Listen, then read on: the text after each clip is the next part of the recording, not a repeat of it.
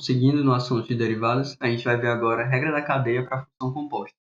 Então, sejam y e x duas funções deriváveis, tal que y é igual a f de x e x é igual a g de t, a gente tem que a composta também é derivável e vale f' de g de t vezes g' de t. Então, de onde vem isso? A gente pode chamar h' de t de df dividido por dt, e aí quebrar essa divisão em uma multiplicação de duas divisões, que representa a derivada de f em relação a g vezes a derivada de g em relação a t, que é o nosso resultado original. Aplicando o que a gente viu nesses dois exemplos. Primeiro a gente vai fazer uma substituição, pode ser uma substituição imaginária, chama u de 3x, e aí a nossa derivada, como a gente viu, vai ser a derivada de e elevado a u vezes a derivada de 3x, que nos dá 3 vezes e elevado a 3x. Agora a gente vai fazer u igual a t ao quadrado, aplicando o que a gente viu. A derivada da nossa função vai ser a derivada do seno de u vezes a derivada de t ao quadrado, o que nos resulta em 2t vezes cosseno de t ao quadrado. Agora a derivação de f de x elevado a g de x. Bom, a gente chama a nossa função de y. Agora a gente vai usar um artifício que é aplicar ln dos dois lados. E aí percebam que a gente pode passar esse g de x como multiplicador do logaritmo. E por fim a gente vai pegar esse e que está na base do ln de y, vai passar como expoente. A gente tem isso. Agora, se a gente derivar a nossa função, a gente já viu que a derivada de e elevado a uma função u, por exemplo, vai ser esse mesmo e elevado a u vezes a derivada do nosso u. Ok? Agora, vamos aplicar esses dois exemplos. Derivada de x elevado a x. Bom, como a gente viu, a gente só vai aplicar a fórmula. Aí nos resta saber a derivada de x vezes ln de x.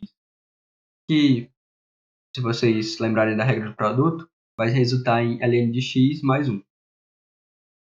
Agora, para y igual a 3x, 3 elevado a x. 3 elevado a x. A gente vai derivar y aplicando a fórmula. E aí, derivando o que está dentro, nos resta apenas ln de 3. Porque ln de 3 é uma constante.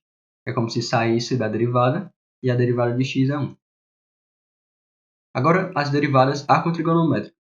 Se a gente quiser saber qual o valor da derivada do arcosseno de x, então vocês têm que lembrar que o seno do arcosseno de x é igual a x. E aí, quando a gente deriva, a gente vai ter a derivada da função externa vezes a derivada da função interna, que é a que a gente quer saber. Isso é igual à derivada de x, que é 1. Agora a gente observa o triângulo, e esse triângulo ele diz que o seno do arco cujo seno é x,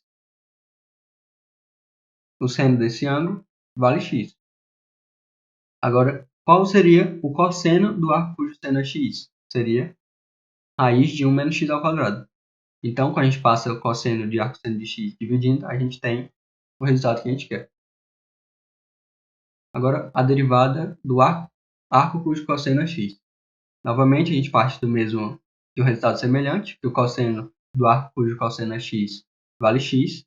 A gente deriva. A derivada da externa é menos seno. A derivada da interna é o que a gente quer saber. E a derivada de x é igual a 1. Agora, observando o triângulo novamente, a gente tem o cosseno do arco que a gente quer saber. E qual seria o seno?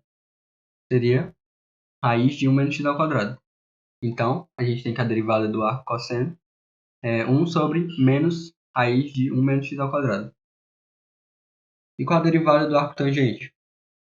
A gente vai partir do mesmo, de um resultado semelhante, que a tangente do arco cuja tangente é x vale x. E aí lembra que a derivada da tangente, quando a gente fizer a regra do quociente, vai dar 1 sobre cosseno ao quadrado de x, que é a nossa secante ao quadrado de x. Então, a derivada fica dessa forma. Aí a gente isola o que a gente quer saber, e vai ficar 1 sobre secante ao quadrado. Só que 1 sobre secante ao quadrado é igual a cosseno ao quadrado. E aí, observando o triângulo, a gente tem que o cosseno ao quadrado vai dar justamente 1 sobre 1 mais x ao quadrado. Agora, a regra de L'Hospital. Essa regra é útil quando as duas funções que estão no nosso quociente tendem a zero. E o que ela diz?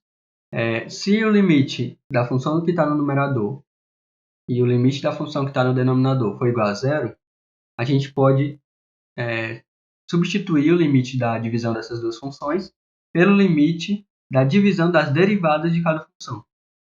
O mesmo ocorre se o limite das funções em cima e embaixo, no numerador e no denominador, tender a infinito. Então, vamos supor esse exemplo. O limite, se vocês observarem, o numerador vai tender a zero e o denominador também. Então, a gente vai simplesmente aplicar a derivada no numerador e no denominador, nos resultando nesse limite. E aí, quando a gente aplicar x valendo 1, a gente vai ter que o limite da função original é menos 5 quartos. Agora, vamos analisar intervalos de crescimento e decrescimento. A gente tem que ter uma noção de que quando a derivada for positiva, então a nossa função é estritamente crescente nesse intervalo. E por que isso, né?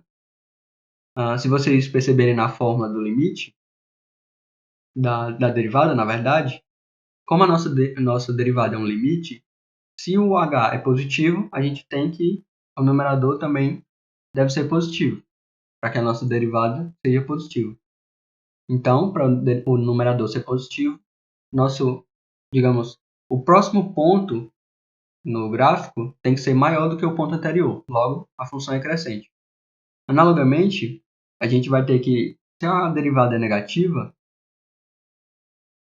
de forma análoga, a gente vai ter que o ponto que está mais à frente no gráfico, ele vai ser menor do que o ponto que estava um pouco atrás, vamos supor assim.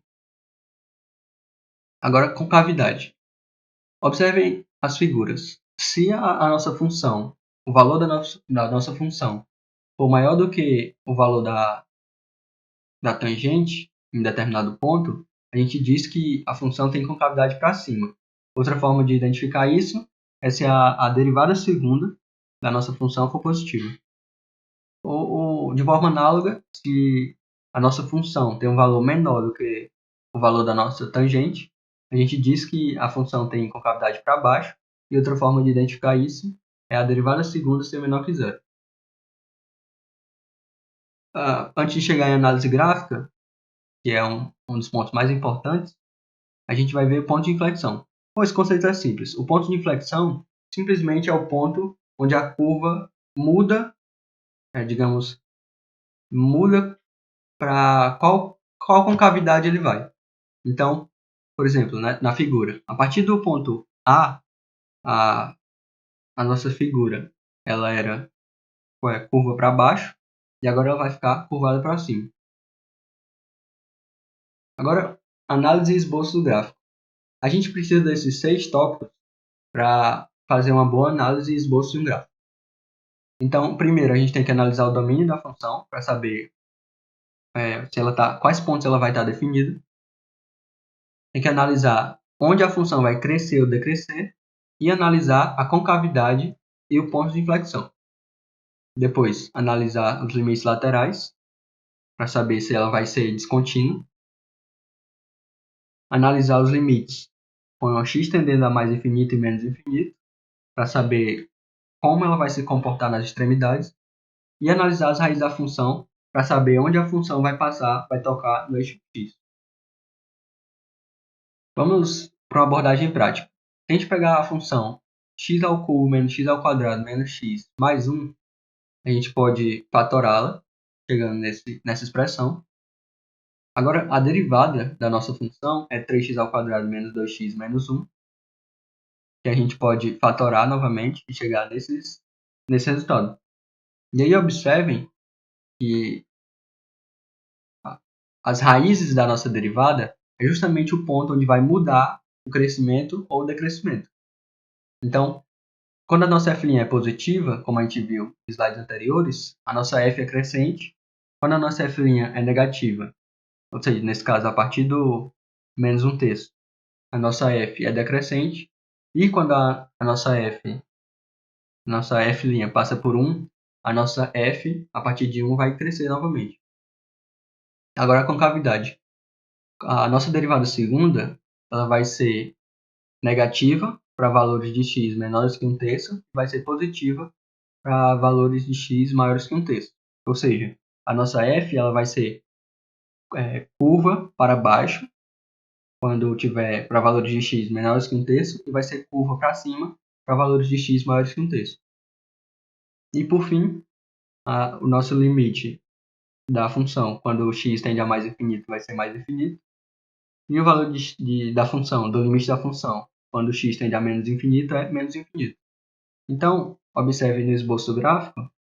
Primeiro vamos analisar que nas extremidades ela está indo para menos infinito, quando o x vai para menos infinito, e está indo para mais infinito, quando o x está indo para mais infinito. Aí percebam que ela é crescente para valores menores que 1/3, ou para menos 1/3, menos 1/3 está destacado nessa bolinha em azul, no eixo x. Ela é crescente até chegar no 1/3. No 1/3 ela muda o crescimento, se torna decrescente, até chegar no ponto 1. No ponto 1 ela volta a crescer novamente. E aí percebam também as curvas. Ela é curva para baixo para valores menores que 1/3. E é curva para cima, ou seja, vai mudando a concavidade para valores maiores que 1/3. Agora, para esse exemplo, a gente vai ter a nossa função igual a x² mais 1 sobre x². E aí a derivada da nossa função vai ser expressa por essa fórmula. E aí observem que o domínio da nossa função, como o x² não pode ser zero, a gente tem que considerar também o ponto x igual a zero. Então, a nossa f' vai ser negativa para valores menores que menos 1, vai ser positiva para valores maiores que menos 1, vai ser negativa para valores maiores que 0 e positiva para maiores que 1. Ou seja, ela vai decrescer, crescer, decrescer e crescer novamente. Agora, a derivada segunda, para analisar a concavidade. Bom, se a gente fizer a derivada segunda, a gente chega nessa expressão, 2 mais 6 vezes x elevado a menos 4. E aí, observem que para quaisquer valores de x, diferente de zero, a concavidade vai ser positiva, vai ser para cima.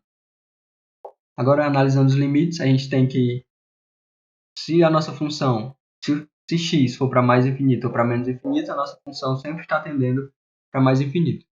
Então, observem o esboço da nossa função, analisando as extremidades, observem onde ela está crescendo, onde ela está decrescendo.